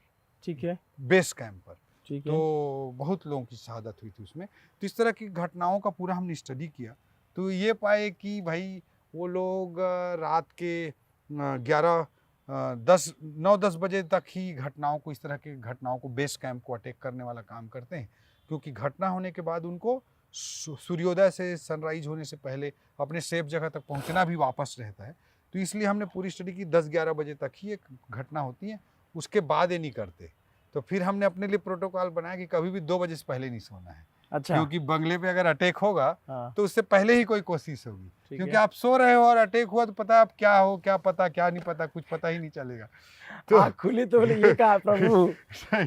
तो इससे कुछ भी सिचुएशन हो सकता था, तो ये प्रोटोकॉल हमने डेवलप किया कि 2 बजे तक कभी भी नहीं सोना है। मैं 2, ढाई, 3 के बाद ही सोता था हमेशा वहाँ पर जब भी था। खुद भी गन कैरी करते थे? एक्चुअली हमने प्लान किया, एसपी का बंगला, मेरा बंगला दोनों साथ में था। 7 मोर्चे थे, वॉच पॉइंट्स थे, 7 टावर थे। अच्छा। वहाँ से वॉच होता था, लाइटें वाइटें सब लगी थी। चारों तरफ पे जो गोल वाली फेंसिंग होती है, कंसर्टीना फेंसिंग, हाँ, वो लगा हुआ था। हाँ। और करंट के तार भी लगे हुए थे, इलेक्ट्रिसिटी करंट के। वो हमेशा ऑन नहीं रहता था, बट वो जो मोर्चे रहते थे उनमें बटन थे उनके, कि कभी कोई अटैक हुआ तो करंट को भी ऑन कर सकें, सातों मोर्चे से फायरिंग भी खोल सकें। इस तरह की स्ट्रेटजी रहती थी। और मैं जैसे 2, ढाई, 3 बजे तक अगर जगता था तो मैं बीच बीच में खुद ही चेक करता था कि जग रहे हैं कि नहीं जग रहे मोर्चे हैं? पे जग रहे हैं, नहीं जग रहे हैं। कई बार हुआ, 1 आध 2 बार हुआ कि एसपी के बंगले के संतरी के AK-47 को मैं उठा करके ले आया, हाँ, अपने घर में अलमीरा में रख दिया। हाँ, उसको खोजता रहा बेचारा, डर के मारे कि मुझे अब तो सस्पेंड ही हो जाऊंगा करके, हाँ। नौकरी चली जाएगी करके। AK-47 उसके हाथ से चला गया और उसको पता भी नहीं चला कि कौन ले गया, कहाँ ले गया टाइप का। हाँ, फिर वो सबको लगा कि कलेक्टर साहब ही उठा लिए होंगे, क्योंकि मैं चेक करता रहता था। हाँ। तो फिर आके सब लोग बड़ा जो बोले कि सर दे दो, नहीं तो नौकरी चली जाएगी। फिर मैं उनको थोड़ा समझाते बुझाते हुए फिर दिया। तो इस तरह की चीज़ें करते थे। और लेकिन इस सब के बाद भी लगता था कि हो सकता है कभी अटैक हो ही गया और अंदर आ ही गए। और जब अटैक होते थे उस समय तो 400, 500, 600 लोग एक साथ अटैक करते थे, ऐसा समय था। तो इसलिए हमको लगता था कि बंगले के कैंपस के अंदर पहुंच ही गए अगर, तो भी लास्ट एक चांस हमको लेना है करके। तो मैं बेडरूम में, मैं और मेरा एक दोस्त, दोनों हम एक साथ सोते थे, एक ही बेड पे। और दोनों एक एक साइड में एक एक AK-47 रखते थे। हाँ, और दोनों एक एक साइड में एक एक AK-47 रखते थे। और हमारे बेडरूम के जस्ट बाहर पे हाँ। 2 मेरे बहुत ही विश्वसनीय जवान 2 AK-47 के साथ वो सोते थे। और अंदर से हमने सीढ़ी बना रखी थी ऊपर बंगले में ऊपर जाने के लिए। और वहाँ पर बड़ा एक बैरक बना रखा था बंगले की छत पर। हाँ, और हमारी कोशिश होती थी कि अगर कभी ऐसा हो ही गया हाँ, तो ये हम 2 AK-47 के साथ, तो ये 2 जवान 2 AK-47 के साथ ऊपर बंगले की छत पे पहुंच जाएंगे। ऊपर से आखिरी फाइट, आखिरी लड़ाई जरूर लड़ेंगे। और अगर मेरे को लगता है कि सही पोजीशन पे आके 4 AK-47 चलने चालू हो जाए, हाँ, तो गुरिल्ला वार में उनको भी 0 लॉस की चिंता रहती है, हाँ। कि मतलब ज़्यादा डैमेज ना हो। और अगर बहुत मजबूती से 4 AK-47 चलने लग जाए तो कोई भी नक्सल अटैक में भागदौड़ मच जाएगी। हाँ। तो एक कॉन्फिडेंस वो लास्ट रखते थे कि लास्ट फाइट तो करेंगे अगर कभी ऐसा हुआ तो। इस साइकोलॉजी में जीते थे, करते थे। मतलब अभी आइए, जब बात कर रहे हैं इतना मुस्कुरा के बता रहे हैं, लेकिन कितना टेंस माहौल रहा होगा। बहुत ही आप सोचो कि जब ये कलेक्टर थे, टेंस की माहौल की अब मैं आपको बताने जा रहा हूँ बानगी। जब ये कलेक्टर थे तो इनके बगल के जिले के कलेक्टर को नक्सलियों ने अगवा कर लिया। एलेक्स पॉल मेनन सुकमा जिला पहले मेरे ही जिले का पार्ट था। मेरे कार्यकाल में अलग जिला बना, फिर एलेक्स पॉल मेनन की पोस्टिंग हुई वहाँ पर। और उसी बीच में मतलब एलेक्स पॉल मेनन को किडनैप कर लिया गया। सेम डे मेरे को भी किडनैप करने की उनकी योजना थी। और फिर मैं जब एलेक्स किडनैप रहा 13-14 दिन तक, तब मैं सुकमा का इंचार्ज कलेक्टर भी था। अच्छा, वहाँ पे आप थे उस समय, पोस्टेड थे? हाँ, मैं दंतेवाड़ा में पोस्टेड था। हाँ। वो सुकमा में पोस्टेड थे। जब उनको किडनैप कर लिया गया था एलेक्स को, तब मैं सुकमा का इंचार्ज कलेक्टर था। और कैसे किडनैप किया था उनको? उस समय वो चलता था विकास उसको नाम देते थे जन सुराज यात्रा, मुख्यमंत्री जी चलाते थे। और CM साहब गांव-गांव में लैंड करते थे। अचानक कभी किस गांव में, कभी किस गांव में। पूरा प्रशासन पूरा उस समय फील्ड पे रहता था पूरे प्रदेश में। और गांव-गांव में कैंप किए जाते थे, लोगों के शिकायत निवारण के कैंप किए जाते थे। तो वैसे ही एक कैंप के लिए एलेक्स गया हुआ था वहाँ पर, एलेक्स पॉल मेनन। और उसी बीच में वो अटैक, मतलब पूरा घुस गए। और उनकी सिक्योरिटी जो थी, बहुत ज़्यादा सिक्योरिटी नहीं थी शायद साथ में उस समय। 2-4 लोग थे, उसमें 1-2 लोगों को उन्होंने मार भी दिया था, शहादत भी हुई थी। अच्छा। और 1-2 लोगों की शहादत भी हुई थी। और उनको मार दिया गया और फिर एलेक्स को पकड़ के ले गए। तो आपको भी उसी दिन किडनैप करने का प्लान था? हाँ, मेरे को उस दिन पुलिस के भी कई साथियों ने बताया कि करीब 100+ नक्सलियों का जो जवंगा पनेड़ा में एजुकेशन सिटी में बना रहा था, हाँ मोस्टली हॉलीडे के दिन हाँ मैं हर दिन वहाँ जाता था। बहुत अच्छा। बड़ा प्रोजेक्ट था, 8,000 बच्चों के लिए वो प्रोजेक्ट हम लोग बना रहे थे। अच्छा तो हर हॉलीडे पे मैं वहाँ पे जाता था। हाँ एक किनारे से हम 4 घंटा 5 घंटे का इंस्पेक्शन करते थे। सारे विभाग के अधिकारी, इंजीनियर, कॉन्ट्रैक्टर सब लोग हाँ वहाँ पर रहते थे और हम लोग पूरा मूवमेंट करते थे। एक एक प्रोजेक्ट को, एक एक बिल्डिंग को की समीक्षा करते हुए आगे बढ़ते थे। तो इस तरह का वहाँ पर सिचुएशन था। और उसी जगह पे आपके नाम के पर्चे डाले गए थे? उसी जगह पे मेरे नाम उसमें से 100 पर्चे 150-200 पर्चे फेंके गए थे। और उसमें पर्चा फेंके जाने का मतलब ये होता था कि भाई नक्सली जो लिख के भेज दिया वो कर देता था। उनकी ताकत तो बहुत थी, तो स्वाभाविक तौर पे तो जैसे लगता था पर्चा कभी भी दे कुछ दिया भी कि हो भाई सकता है। बंद तो बंद हो गया। ओपी चौधरी को मारना है, ओपी चौधरी को नहीं छोड़ना है, जवंगा पनेड़ा भूमि अधिग्रहण बंद करो, एजुकेशन सिटी के लिए जो कर रहे थे, ठीक इस है। तरह के पर्चे में लिखे थे।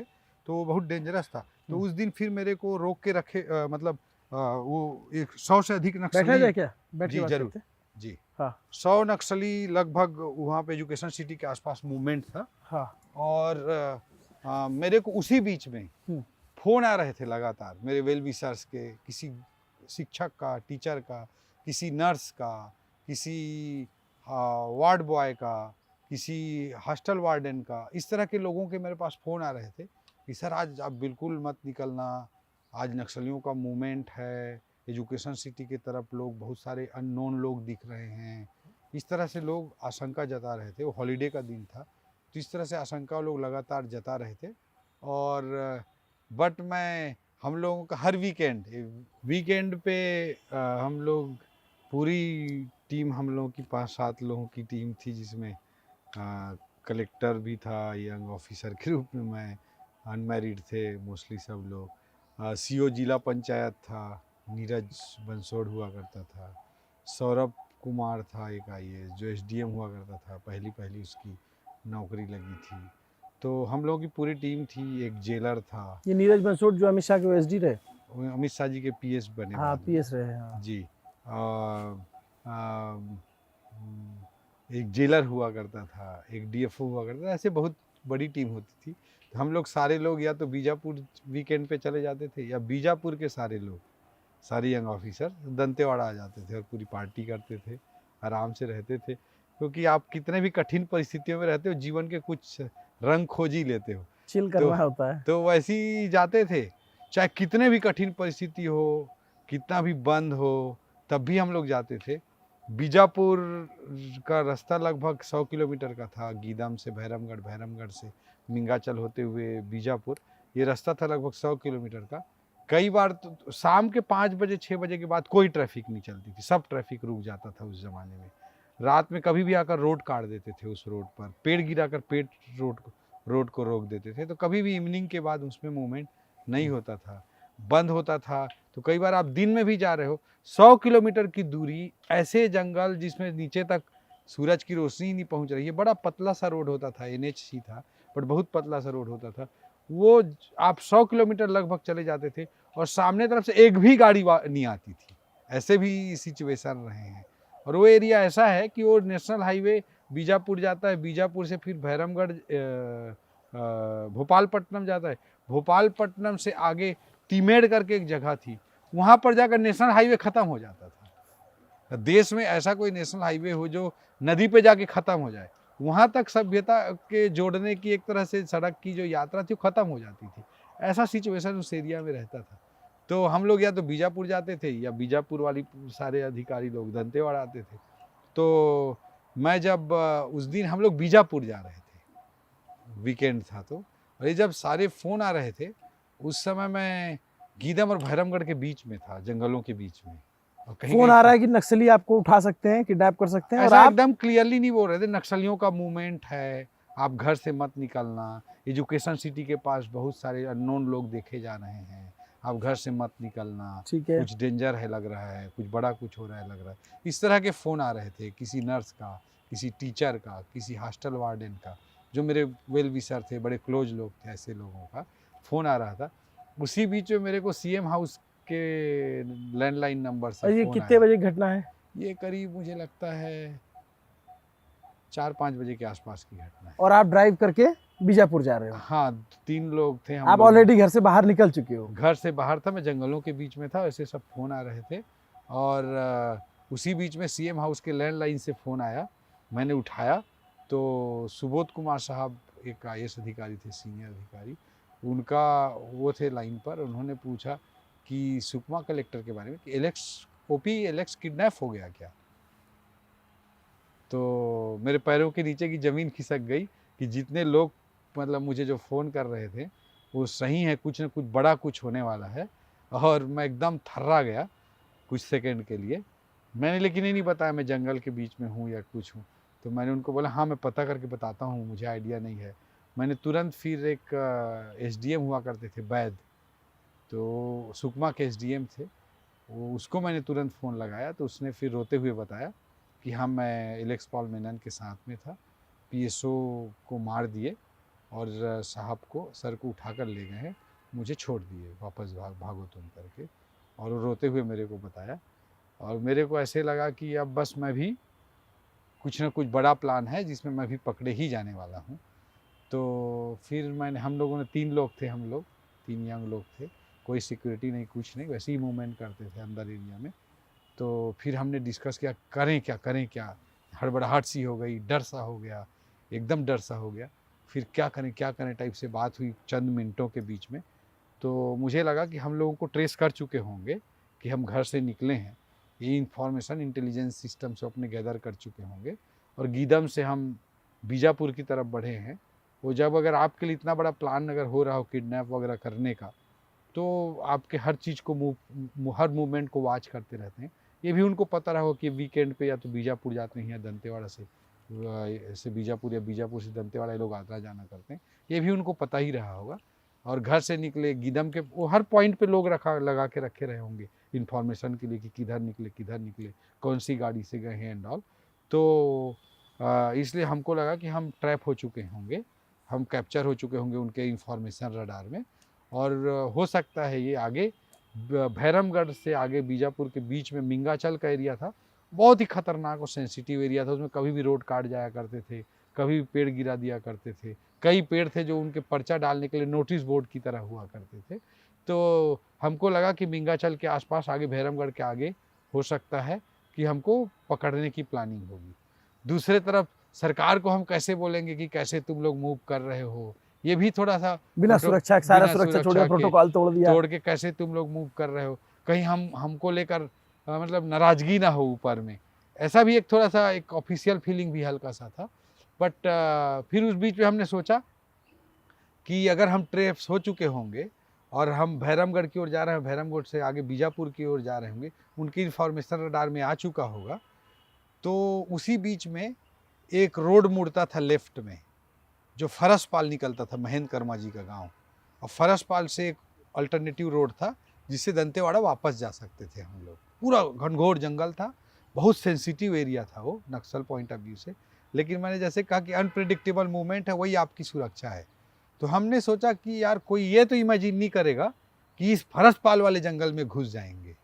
अगर वो कुछ पॉइंट्स पे आपको ट्रेस भी कर रहे होंगे तो इतना कोई ट्रेस नहीं कर पाएगा कि इस एरिया में घुस, नोबडी कैन प्रेडिक्ट, इस तरह का एरिया था। मतलब उनके घर के रास्ते से आप चले जाओगे, कलेक्टर आ जाएगा, ये नहीं भरोसा। हाँ, उनको इतना मुझे लगा कि इतना तो नहीं सोचे होंगे, चलो हम इधर ही घुस जाते हैं। और वो कोर नक्सल एरिया था, घनघोर जंगल एरिया था।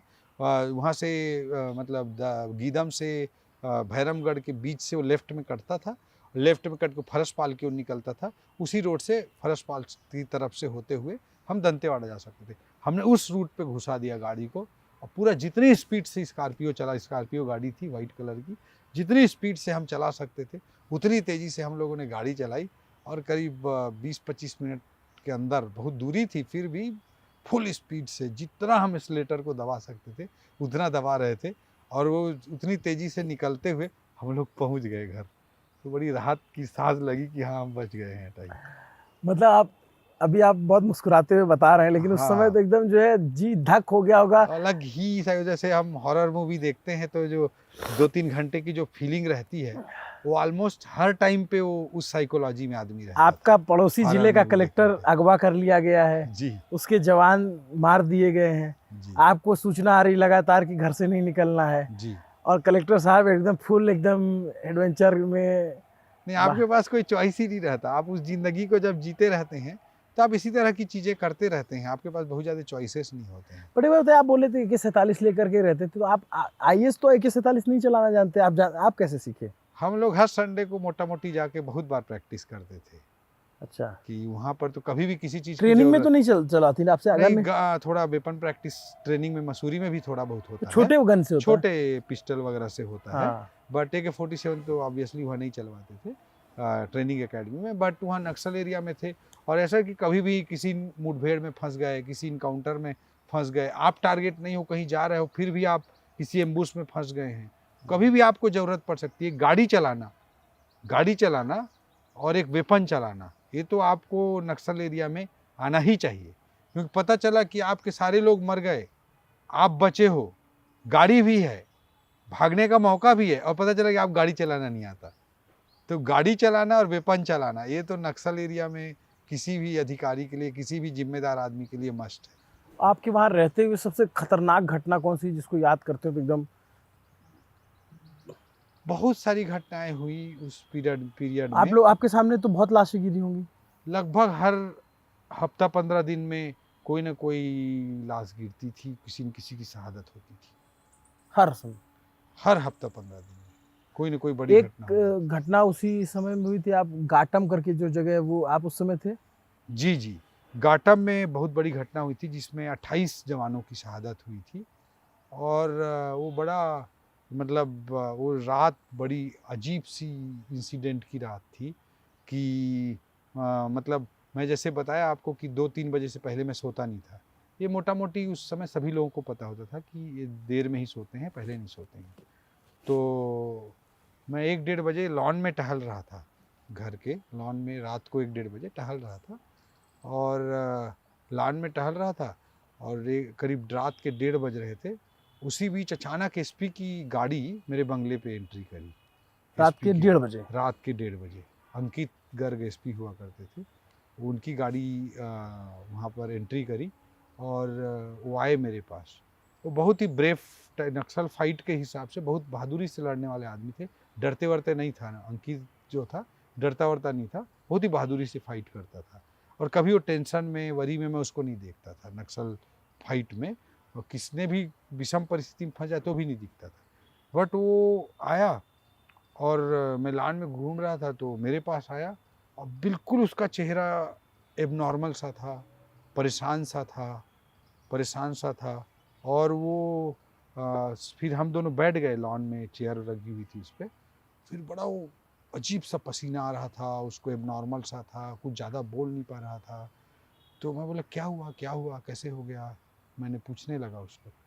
तो क्यों भी कैसी कभी भी कोई घटना होती थी तो लगता था कोई बड़ा इंसिडेंट हो गया होगा, ऐसे लगता था।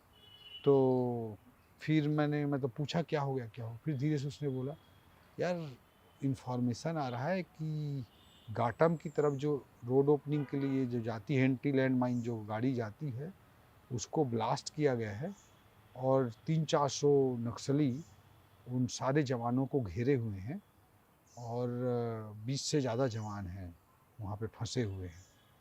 तो मैंने फिर उसको बोला, यार ये तो रोज़ की परिस्थिति है, हमको तो रोज़ सामना करना ही पड़ता है, थोड़ा धैर्य रखिए। वो ही वॉज कम्प्लीटली एबनॉर्मल।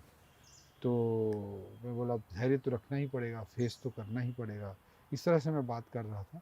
फिर उसने धीरे से कहा कि 20-25 मिनट पहले मैं वहीं से गुजरा हूँ। ओ, तो रात में बहुत मूवमेंट करता था, और जिले का एसपी जिस रोड पे निकला, जिस घाटम के पुल को पार किया रात को 1:30 बजे करीब, 1-1:30 बजे रात को, वहीं पर एंटी लैंड माइन ब्लास्ट किया गया था। वहीं पर 300-400 नक्सली का एम्बुश था। अगर वो प्रेडिक्टेबल हो जाता या उसके मूवमेंट का जरा भी इंफॉर्मेशन होता तो उस दिन एसपी की शहादत हो जाती। इतना भयंकर स्थिति से वो आया था, इसलिए ही वॉज फीलिंग एबनॉर्मल, और बड़ा मतलब ही वो दुखद था। जब निकले 28 जवानों होंगे, की शहादत भी बहुत 28 दुखद जवान था। शहीद हुए वहाँ। जी, नहीं, जब वहाँ से निकले तो इसका जी। मतलब वहाँ नक्सली रहे होंगे। 100%। तो एम्बुश कई था घंटा पहले से एम्बुश लगाए रहे होंगे, कई घंटा पहले से एम्बुश तो लगाए। जैसे एसपी की गाड़ी पे पता नहीं चलता कि एसपी की गाड़ी है भाई? कोई भी सरकारी अधिकारी किसी भी प्रकार के सरकारी प्रतीक के साथ, सिंबल के साथ, कि बत्ती हो, कि नेम प्लेट हो, कि कुछ ऐसा लिखा हुआ, शासन लिखा हुआ, ऐसा कोई गाड़ी लेकर मूवमेंट करता ही नहीं था। मैं तो रादर 13 ने गाड़ियों के नंबर प्लेट रखे थे, 13 गाड़ियों के नंबर प्लेट रखे थे मैंने, और नंबर प्लेट भी बीच बीच में बदलते रहते थे। बीच तो किसी क्या टेरर रहा होगा नक्सलियों का कि किसी मूवमेंट के बीच में हम रुक के कई बार नंबर प्लेट को बदलते थे, क्योंकि गाड़ी आपका अगर कोई ट्रेस कर रहा हो, इन्फॉर्मेशन अगर लीक हो रही है, तो गाड़ी का नंबर बीच में बदल देंगे आप, तो हो सकता है कुछ कंफ्यूजन हो जाए और आप बट बच जाओ। क्या टेरर रहा होगा कि मोस्टली मैं आंध्र सरकार प्रदेश के का- नंबर की गाड़ियां रखता था, क्योंकि तेलुगु लोगों के लिए थोड़ा सॉफ्ट कॉर्नर होता था माओइस्ट का उस समय। बट मैं ये जानना चाह रहा हूँ कि क्या टेरर था नक्सलियों का कि सरकार का पूरा अमला जो है गाड़ियों में अपना वो नहीं चस्पा कर सकता था कि जिलाधिकारी दंतेवाड़ा लिख नॉट नहीं एट ऑल, सकता? कोई सोच भी नहीं सकता था, कोई सोच भी नहीं सकता था कि कोई सरकारी सिंबल हो, ऐसा रखता ही नहीं था कोई भी व्यक्ति। बत्ती बत्ती को बत्ती वत्ती छोड़िए, शासन लिखा हुआ, नंबर प्लेट भी हमारे यहाँ छत्तीसगढ़ में नंबर प्लेट में जो प्रशासनिक गाड़ियाँ होती हैं उसमें छत्तीसगढ़ 02 रहता है। हाँ पुलिस की जो गाड़ियाँ होती हैं वो 03 रहती हैं, सीरीज ही रहती है पूरे। हाँ 03 है अगर सीरीज में तो पुलिस की ही गाड़ी है, 02 है मतलब प्रशासन की ही गाड़ी थी। तो इस सीरीज का कोई नंबर ही नहीं रखता था जी, कोई कलेक्टर कोई एसपी ये सब नहीं रखता। अच्छा, प्राइवेट नंबर या प्राइवेट कभी गाड़ी ऐसा सीरीज कलेक्टर वहाँ रहते हुए किराए पे। कभी ऐसा हुआ कोई आपका बहुत करीबी रहा हो और आप उसके साथ रहते हो और उसकी शहादत हो गई हो? बहुत बार ऐसे हुआ, बहुत बार ऐसे हुआ। मैं एक नीलावरम का इंसिडेंट आपको बताता हूँ। नीलावरम एक जगह थी सुकमा के पास। जब मैं शुरू में कलेक्टर बन के गया तो सुकमा भी दंतेवाड़ा जिला का ही हिस्सा था। सुकमा, कोंटा, दोरनापाल, चिंतलनार, त्याड़ मेटला, ये सब उसी जिले का ही हिस्सा था उस समय। तो नीलावरम सुकमा के पास एक गांव था। मेरे को एक दिन बतौर कलेक्टर, मेरे पोस्टिंग को कुछ महीने ही हुए थे, और एनसीपीसीआर से, national commission for protection of child rights, जो बाल संरक्षण अधिकार का जो संरक्षण वाला आयोग होता है एनसीपीसीआर, वहाँ से मेरे को फ़ोन आया दिल्ली से, और बोले कि बच्चों को आप लोग हॉस्टल नहीं दे पा रहे हो, बच्चों को आप लोग सुविधा नहीं दे पा रहे हो करके। वो अनायड थे, उधर से लोग अनायड थे। और फिर मैंने बोला क्यों, कैसा हो गया? तो बोले नीलावरम में बच्चे सड़क पे बैठ गए हैं, उनको हॉस्टल की सुविधा नहीं मिल पा रही, ये हमको इन्फॉर्मेशन आ रहा है, ये है वो है। तो मैंने फिर पता वता किया तो बोले कि वहाँ पे बहुत अच्छे तरीके से हॉस्टल चलता है, उसके कारण से बच्चे वहाँ पे कैपेसिटी से बहुत ज़्यादा बच्चे आ गए हैं एडमिशन लेने के लिए, इसलिए एडमिशन नहीं मिल पा रहे, ऐसा मुझे इन्फॉर्मेशन मिला। लेकिन फिर भी एनसीपीसीआर से मैंने चर्चा की कि मैं कल वहाँ जाकर देखूँगा। वो काफ़ी नक्सल प्रभावित गाँव था नीलावरम। तो मैं फिर नेक्स्ट डे सुबह निकला, और सुबह निकल के मैं पहुँचा नीलावरम गया मैं। वहाँ पे block education officer, district education officer, ये सब लोग भी वहाँ पर थे। तो ये सारे लोग वहाँ पर थे, और ये सारे लोग वहाँ पर थे। तो फिर सब लोग वहाँ पर गए। फिर मैं देखा वहाँ पर कि बच्चे बहुत सारे बैठे हुए हैं सड़क पर, और लोग हॉस्टल चाह रहे हैं। तो मैंने बोला कि भाई दूसरा हॉस्टल तुमको दिलवा देते हैं, दूसरे जगह दिलवा देते हैं। तो बोले नहीं नहीं, हम यहीं के हॉस्टल में रहेंगे, ये सबसे बढ़िया चलता है, ये सबसे सुंदर हॉस्टल है, सबसे अच्छा मेंटेन रहता है, सबसे अच्छी पढ़ाई होती है, सबसे अच्छे संस्कार डाले जाते हैं, तो हम यहीं पढ़ाई करेंगे करके बच्चे जिद पर अड़ गए। तो फिर मैं पूछा भाई कि इतना बढ़िया चल रहा है, कैसे है? फिर वहाँ पर एक जनपद सदस्य थे, ब्लॉक पंचायत जो होता है उसके मेंबर थे भीमा जी। तो वहाँ स्थानीय आदिवासी भाई थे भीमा जी, और भीमा जी, सब लोगों ने बताया कि ये भीमा जी इतना ध्यान देते हैं जिसके कारण बच्चों का हॉस्टल यहाँ इतने अच्छे तरीके से चलता है। तो मैं बड़ा फ़ैन हो गया उनका कि भाई इतना बढ़िया है। बट उनको नक्सल थ्रेट भी हुआ करता था, उसके कारण वो सुकमा में रहते थे, और सुकमा के पास ही उनका गांव था। तो दिन में जाते थे, सारी व्यवस्थाओं को, सारी चीज़ों को ठीक करते थे। सरपंच भी उनके परिवार से ही था व्यक्ति, पूरे एरिया के सोशल लीडर भी थे वो। तो वो सुकमा में रात को रहते थे, दिन में वहाँ जाके व्यवस्थाओं को देखते थे, आ जाते थे। इस तरह का सिचुएशन था, क्योंकि उनको नक्सल थ्रेट बहुत था, उनको डर था। तो फिर मैंने डोंट कहा टेल मी कि उनका मर्डर हो जाएगा। बड़ा अनफॉर्चुनेट है। तो मतलब फिर सुकमा में रात को रहते थे, दिन में वहाँ पे जाते थे। फिर मैंने कहा कि इतना अच्छा हॉस्टल चलाते हैं आप, तो और इंफ्रा बनाइए, और बिल्डिंग बनाइए, और हॉस्टल की कैपेसिटी बढ़ाइए, हम और बच्चों को यहाँ रखना चाहेंगे। तो बोले आप पैसे रिलीज करवा देंगे? मैं बोला तुरंत आप चालू करिए। मैंने तुरंत वहाँ पे और कई बिल्डिंगों के काम चालू करवा दिए नीलावरम में। और उसी के पास में हीता मेटा था, वहाँ पे 500 सीटर एक अलग रेसिडेंशियल हॉस्टल पोटा केबिन जिसको बोलते थे, वो भी बनवाने का मैंने आदेश कर दिया, 500 सीटर उसके पास के गांव में। बट वहाँ नीलावरम में भी तो बोले मैं क्या बनाऊँ, कितना बना सकता हूँ, कितने लाख का बना, आप जितना बना सकते हो उतना बनाइए। तो teacher quarter, extra hostel, extra बच्चों के लिए सुविधाएं, वो सब बनाने का मैं तत्काल आके उनको 1-2 दिन के अंदर सैंक्शन दे दिया और वो बनवाना चालू कर दिए। बनवाना चलता रहा, कई महीने बीत गए और वो पूरा हॉस्टल बनवा लिए, सब कुछ हो गया। बच्चे भी की कैपेसिटी भी बढ़ गई, बच्चे रहने भी लग गए। फिर वो एक दिन आए मेरे पास, आते रहते थे बीच बीच में, फिर एक दिन आए और फिर मेरे को बताया कि सब कुछ हो गया। बहुत ऐसा मूवमेंट नहीं था मैं जहाँ फ्रीक्वेंटली जा सकता था। जिस दिन मैं पहली बार नीलावरम गया था उस दिन भी इंटेलिजेंस इनपुट आया था कि उस दिन भी नक्सली वहाँ पहुँच गए थे, मगर ज़्यादा कुछ कैजुअल होता तो मुझे कुछ भी हो सकता था उस दिन भी वहाँ पर, ऐसा इनपुट था इंटेलिजेंस से। तो बड़ा सेंसिटिव वहाँ था, तो मैं बहुत ज़्यादा मूवमेंट नहीं करता था, बट वो आके बताते रहते थे अब ये बन गया है, अब कैपेसिटी बढ़ा लिए हैं, कुछ अधिकारियों को भेज देता था, नीचे वाले कर्मचारियों को भेज देता था, हमने सब कुछ सिस्टम बना दिया। फिर वो एक दिन आए और बोले सब कुछ हो गया, मैं बोला और कुछ बनाओ, नया कुछ बनाओ। तो बोले हाँ अब तो एक राउंड का तो हो गया, अब मैं नेक्स्ट राउंड का और बनाना चालू करता हूँ। फिर मैंने बोला आप जो भी आप प्लान करो, 50 लाख का, 1 करोड़ का, जितना भी हम पैसे की व्यवस्था करेंगे किसी योजना से, आप करना चालू करो। ये सब मैं बात किया और वो उन्होंने उस दिन बताया कि मैं अब तो गांव में ही रहता हूँ। तो मैं बोला कि आपके लिए तो थ्रेट था, आपकी जान को खतरा था। तो उन्होंने बोला नहीं नहीं, मेरा थोड़ा बात हो गया है, सब गांव वाले आसपास के सब लोग मेरा समर्थन करते हैं, तो बात हो गया, कोई कुछ नहीं करेगा, ये सब लोग बोल रहे हैं, इसलिए अब मैं गांव में ही रहता हूँ। और वो चले गए उस दिन, फिर वो अपने गांव चले गए नीलावरम में, और उसी रात को उनकी हत्या हो गई जिस दिन मेरे से मिलकर गए थे। तो ऐसे मतलब अनेक इंसिडेंट होते थे। एक कैसे मारा? आके बहुत गंदे तरीके से, विभत्स तरीके से मारा जाता था, बहुत विभत्स तरीके से मारा जाता था। कुल्हाड़ी से गले को मार देना और मृत्यु के बाद सर को फोड़ देना, टंगिया के पीछे से वार कर करके, बंदूक की बट से मार मार करके उसको, मतलब जो स्कैल्प है सर का, खोपड़ी है, उसको तोड़ देना, आँख में चाकू घुसा करके निकाल देना, इस तरह के बहुत ऐसा क्यों विभत्स। करते थे? जहाँ तक माओइस्ट लिटरेचर में भी ये शायद जिक्र है इस चीज़ का कि जब भी ऐसी हिंसा करो, किसी को मारो, किसी की डेड बॉडी हो, तो उसको इतने विभत्स तरीके से कर दो कि जब वो डेड बॉडी वापस जाएगी गांव में, शहर में, लोगों के बीच में, तो एक टेरर फैले।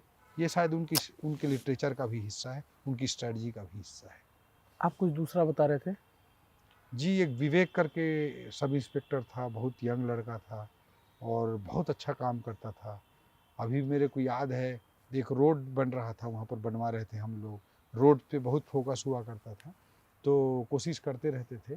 तो एक नकुलनार से श्यामगिरी होते हुए किरंदुल जाने का रास्ता था, बचेली जाने का रास्ता था। नकुलनार से श्यामगिरी होते हुए बचेली जाने का रास्ता था।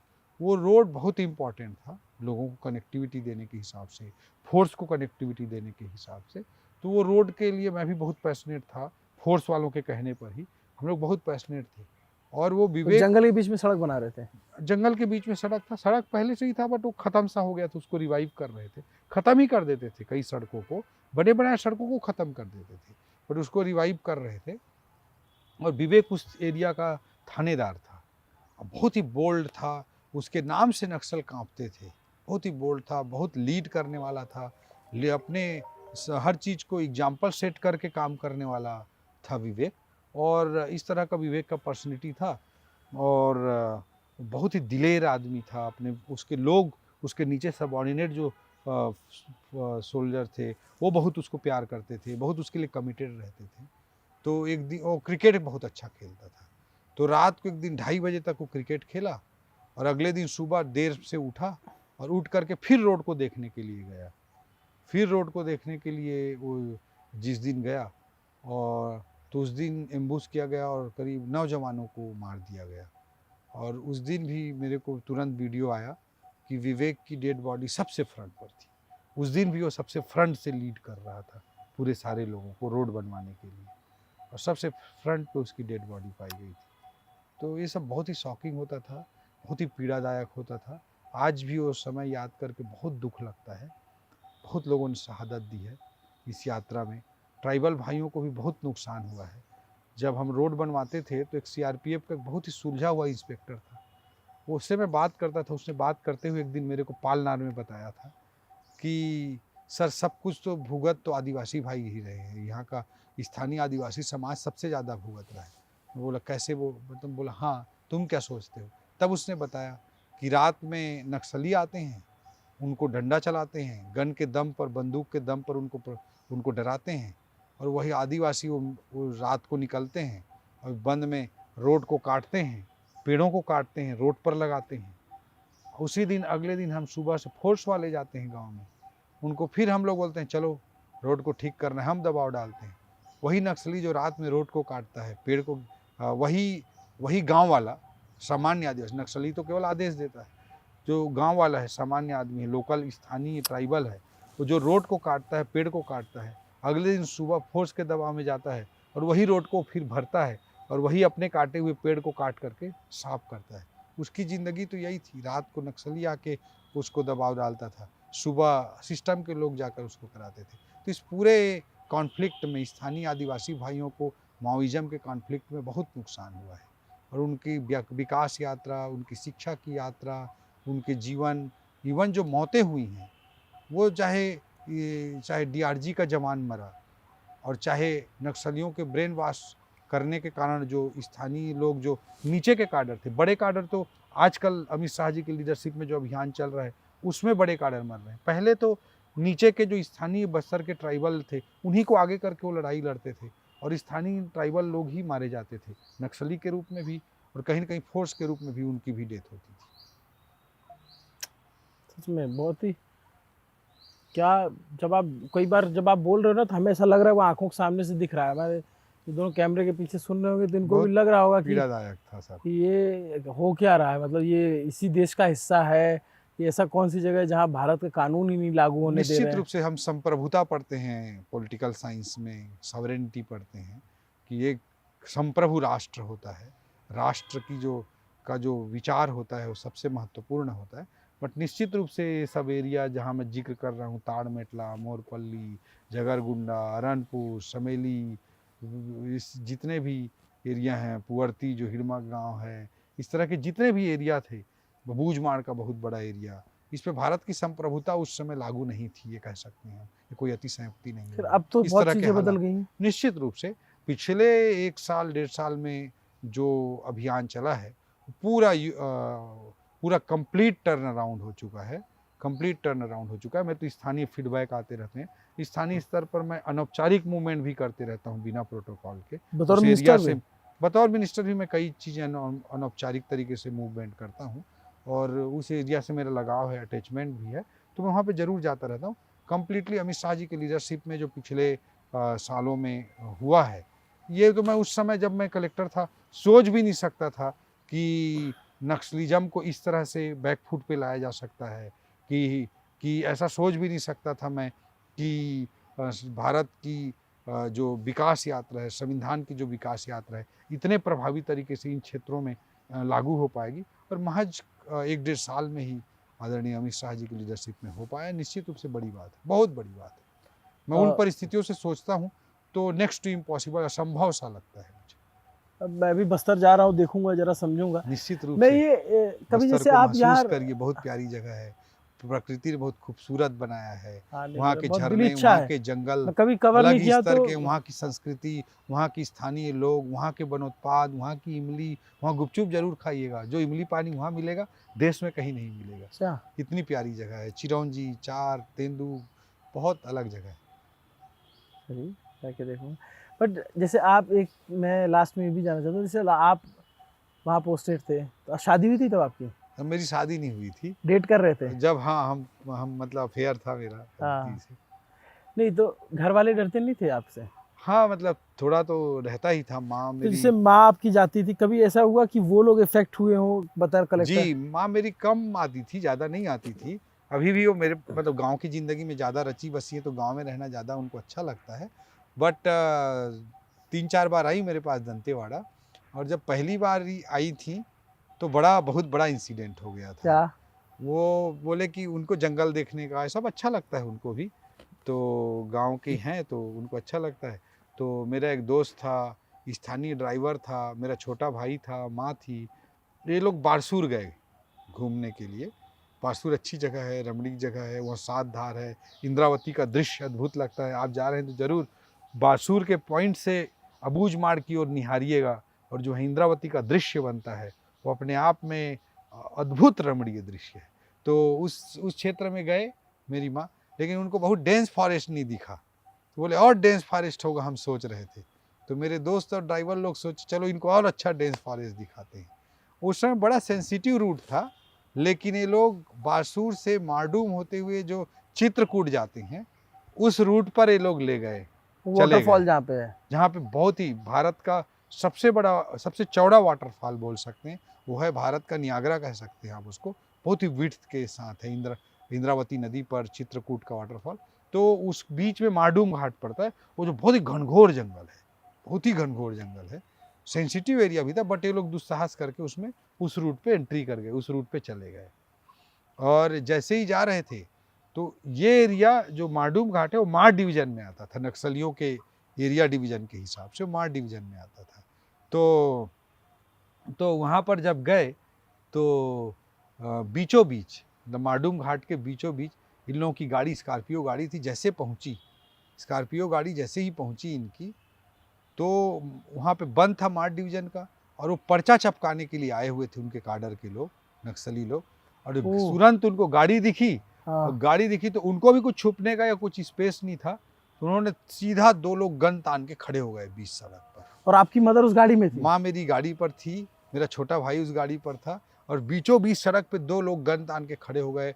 उनके पास वाकी टाकी थी, थोड़ा बातचीत, फिर इन्होंने गाड़ी रोक दी, थोड़ा बातचीत भी ये कर रहे थे। आसपास और काडर का, इनका काडर का मूवमेंट था, बंद में सब कुछ बंद कराने, पर्चा चपकाने के हिसाब से आए हुए थे। तो उन्होंने पूरी रोक दी, करीब 15-20 मिनट तक बातचीत करते रहे। उनको बहुत चीज़ें, ये वो बोल रहे थे क्यों आए, मतलब कहाँ जा रहे हो, तो वो बोलते थे हम घूमने आए हैं। तो घूमने आने का भी मतलब वो ठीक से नहीं समझ पा रहे थे। तो बंद है तो यहाँ क्यों आए हो, तो वो बोल रहे थे कि हम टूरिस्ट हैं, बोलना चाह रहे थे हम बारसूर आए थे, बारसूर दर्शनीय स्थल है, वहाँ गणेश जी की एक सिंगल स्टोन से बनी हुई एशिया की दुनिया की सबसे बड़ी प्रतिमा है, वहाँ 32 मंदिर है, वहाँ 7 धार है, बहुत ही प्यारी जगह है ऐतिहासिक रूप से भी। नागवंशियों का उस क्षेत्र में राज रहा है, इतिहास में जाएंगे तो बहुत सारी विरासतें हैं वहाँ की। तो उसके देखने के लिए आए थे बारसूर को, और बारसूर के बाद चित्रकूट का झरना देखेंगे इसलिए जा रहे हैं। उनको समझ ही नहीं आ रहा था, फिर धीरे से समझ में आया, एक महिला के रूप में मेरी माँ थी, तो इसलिए उनको कुछ ज़्यादा शक वक नहीं हुआ। इतनी ब्रीफिंग वहाँ पे आते ही हमारे कोई भी करीबी हों, रिश्तेदार हों, माँ हो, भाई हो, सबको इतना ब्रीफिंग जरूर रहता था कि कोई भी ये नहीं बताना है कि कलेक्टर की माँ है, कि कलेक्टर के भाई हैं, कि कलेक्टर के रिश्तेदार हैं, या कोई सरकारी हमारा ताल्लुकात है, ऐसा बिल्कुल नहीं बताना है। ये ब्रीफिंग रहती थी, उन्होंने भी कुछ नहीं बोला। 15-20 मिनट तक वो पूछताछ करते रहे। फिर उस गाड़ी में चारों तरफ पर्चा चपका दिया उन्होंने, चारों तरफ उस गाड़ी में, और वो बोले उसमें से कि आगे जाओगे तो सीआरपीएफ का कैंप है, वहाँ पे पर्चा देख के रोकेंगे गाड़ी को आपके और सवाल जवाब करेंगे, तो बोल देना दादा लोग चिपका दिए तो हम लोग क्या करें। समझा भी रहा है नक्सली। ये बोले उनको, कैसे बोल देना दादा लोग चिपका दिए तो हम क्या करेंगे, और लाल सलाम बोल के फिर छोड़ दिया उन्होंने, लाल सलाम बोला उनको और छोड़ दिया। उसके बाद फिर ये लोग जब 5-7 किलोमीटर आगे बढ़े, फिर ये लोग बोले कि सीआरपीएफ ही गोली ना मार दे कोई, पर्चा वाला गाड़ी देख के कि नक्सली आ गए या कुछ हो गए करके, और इसलिए वो गाड़ी को रोके, सारे पर्चा को निकाले, सारे पर्चा को इकट्ठा रखे और फिर आगे बढ़े। इस तरह की घटनाएं होती रहती थी। फिर आपको आके बताया सब? हाँ बताए, तो थोड़ा सा वो हुआ होगा, बहुत मेरे को भी असहज लगा, उनको भी असहज लगा। फिर बाद में आती थी तो मूवमेंट बहुत लिमिटेड रहता था, घर में चुपचाप रहती थी, 2-4 दिन मेरे पास रहती थी, फिर चली जाती थी। तो आप टोटल कितना 2.5 साल रहे हो? लगभग 2.5 साल। तो 2.5 साल में आपने क्या क्या नहीं देख लिया? आपने जवानों की शहादत देख ली, सड़क बनाते हुए आपका वो साथी मारा जा रहा है जो आपके साथ क्रिकेट खेल रहा था शाम के टाइम पे, फिर अगले 10 घंटे, मतलब वहाँ पे जिंदगी का कोई भरोसा नहीं था, मतलब है तो वैसे कहीं पे भी नहीं। हाँ, बट वहाँ रिस्क बहुत ही ज़्यादा था, बहुत ही ज़्यादा था।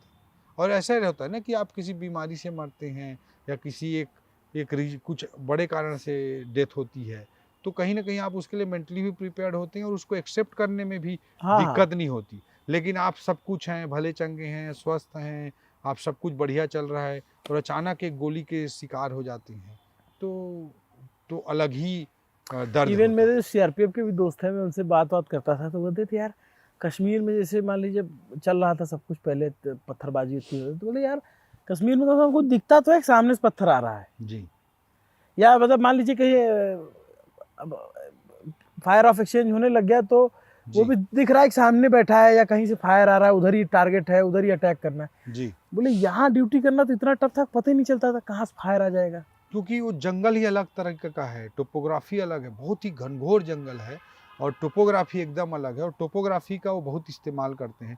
कहीं पर भी ऊंचे में जब पोजीशन ले लिया, कुछ भी कर लिया, और जंगल में तो जब गोली चलती तो पता ही नहीं चलता कहाँ से आ रही है एग्जैक्टली।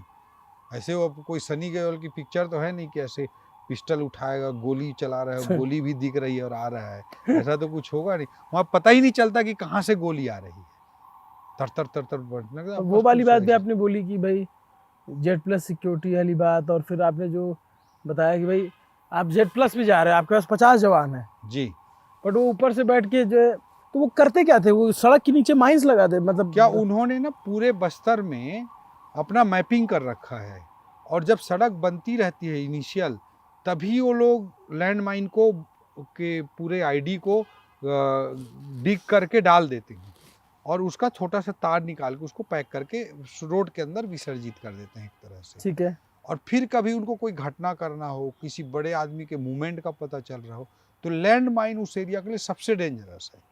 गोली तो क्या है, कब लगेगी कब नहीं लगेगी उसमें चांस है, लेकिन लैंड माइन अगर एक बार ब्लास्ट हो गया और आप जेड प्लस सिक्योरिटी में भी हैं तो भी कोई चांस नहीं है बचने का, चाहे कितने भी जवान हो। एक बार गाड़ी उड़ गई तो उड़ गई, तो वो एक बहुत ही डेंजरस चीज़ है और उसका सबसे ज़्यादा इस्तेमाल नक्सली करते थे।